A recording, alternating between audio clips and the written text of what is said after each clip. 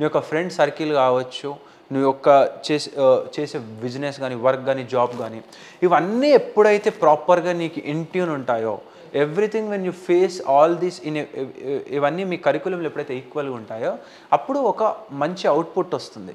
Same అదే విధంగా ఏ illness అన్నా తీసుకోండి, ఏ డిజార్డర్ అన్నా తీసుకోండి, కేవలం మెడిసిన్స్‌తోనో, కేవలం థెరపీస్‌తోనో సరిపోదు. మెడిసిన్స్, థెరపీస్, ఫ్యామిలీ నాలెడ్జ్, వాళ్ళకు అవేర్‌నెస్ ఉండడము and the diet which they eat. So multiple criteria అనేది ఇంప్లిమెంట్ అవ్వడం వల్ల ఒక ఇల్‌నెస్‌ని 10 రోజుల్లో క్యూర్ చేసే ఇల్‌నెస్ 5 రోజుల్లో క్యూర్ చేసుకోవచ్చు. సో ఈ విధంగా అనేక రకమైన సైకియాట్రీ ఇష్యూస్ తో చాలామంది బాధపడుతూ ఉన్నారు.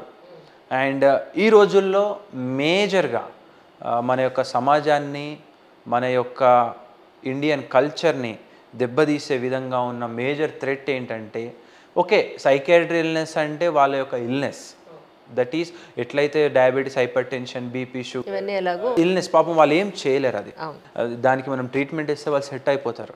కానీ కావాల్సుకొని మనం ఒక ప్రాబ్లమ్ని క్రియేట్ చేసుకుంటున్నాం ఈ రోజుల్లో. That is the biggest thing, addiction.